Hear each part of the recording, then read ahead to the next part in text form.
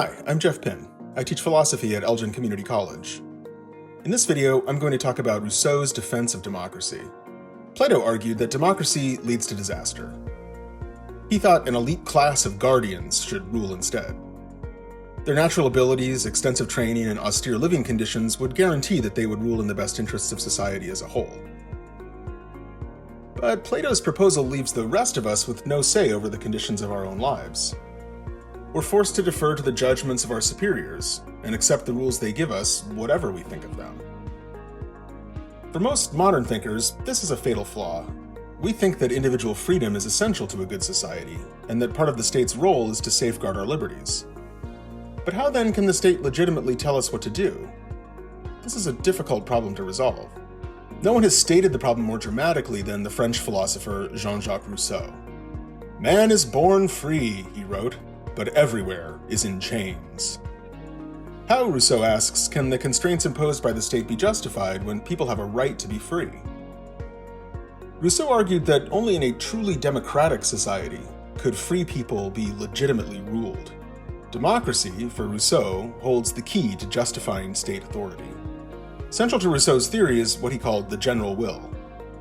When you pursue your own interests, say by driving your car to work in order to get there on time, you're acting in accordance with your particular will. But you can also step outside yourself and consider what's in everybody's interest. From this outside perspective, you might conclude that it would be best to conserve fuel and take the bus to work instead. In Rousseau's terms, this means that taking the bus is the general will. The general will is not merely the sum of everybody's particular wills. Maybe everybody prefers to drive to work. If it would be bad for all of us by increasing traffic and pollution, then it's still not the general will. The general will is what's truly best for everyone, given that we live in society. If it's best for everyone in society to take the bus to work, then that's the general will, even if most people would prefer to drive instead. The purpose of the state is to advance the general will, but how can we know what that means? Rousseau argued that the best way to discover what's in everybody's interest is to ask everyone. He thought that we discover the general will by discussing it among ourselves and then taking a vote on what each of us thinks is best. Each man, in giving his vote, states his opinion on that point, and the general will is found by counting votes. For this to work, people can't just vote for the policies that they want. If each of us votes to drive to work, then the policy that prevails will be at odds with the general will. Instead, we have to vote on what we think is best, not just for ourselves, but for everyone. Once we discover the general will this way, we'll recognize that it benefits us all and choose to adopt it as a law. By choosing laws through this democratic process, we freely accept the chains that the law lays upon us. But why does Rousseau think that people will vote in the right spirit? And why does he think they'll choose to accept the outcome even if they don't like it?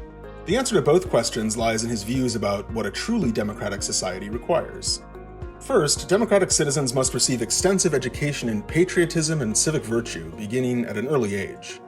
If children are imbued with the laws of the state and the precepts of the general will, if they are taught to respect these above all things, we cannot doubt that they will learn to cherish one another mutually as brothers, and to will nothing contrary to the will of society. In other words, if we're successfully trained to respect the general will above all other things and to will nothing contrary to it, then we'll cast our votes with the appropriate intention and accept the outcome of the vote. Second, a truly democratic society must be free of significant inequality. No citizen shall ever be rich enough to buy another, and none poor enough to be forced to sell himself. Otherwise, our interests will often conflict.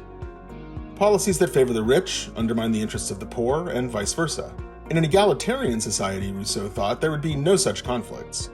Policies that benefit me would also benefit you because we'd have similar interests. Plus, when you and I are in similar positions, it's not difficult to perceive what benefits us both. Rousseau envisioned a society where our equality makes it relatively easy to discern what policies are in our mutual benefit. Once we've figured out what these policies are, our rational self-interest and respect for each other will lead us to accept them. Rousseau's vision is appealing in many ways, but it's also quite demanding. A legitimate state requires rigorous moral education and genuine economic equality. Plus, his democratic system requires that all laws be established through popular vote. No modern state that calls itself a democracy meets these conditions. Some anarchists have embraced Rousseau's account since it seems to imply that no actual states are legitimate. Plus, isn't Rousseau being overly optimistic about the effects of equality?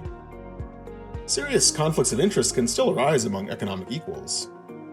And differences of opinion about morality, religion, and values are likely to cause deep disagreements about which policies are in our common interest. Rousseau addressed some of these issues. All religions were to be tolerated except those that preach intolerance. An official censor would enforce high moral standards, and no political parties or associations that lead people to identify with a group smaller than society as a whole would be allowed. Given these restrictions, it's questionable how much Rousseau truly reconciles state authority with individual freedom. Finally, consider those who vote for the losing side in a question. Rousseau thought that once the vote was in, these people would see that they were in error about the general will. But especially in a close vote, it seems you could instead reasonably conclude that the majority was wrong. Nonetheless, Rousseau held dissent from the general will would be tantamount to treason and punishable by death. So you'd better change your mind and accept the majority view. In Rousseau's words, you are forced to be free. But how can you be forced to be free? Isn't that a paradox? Still, Rousseau's idea that democracy is essential to reconcile individual freedom and state authority has been extremely influential. So has his emphasis on the crucial role of public education in a democratic society. By participating in a democratic process and agreeing to abide by its outcome, it seems that we're doing something like giving our consent. Perhaps democratic participation holds the key to understanding how the state can have authority over us, given our moral right to be free. What do you think?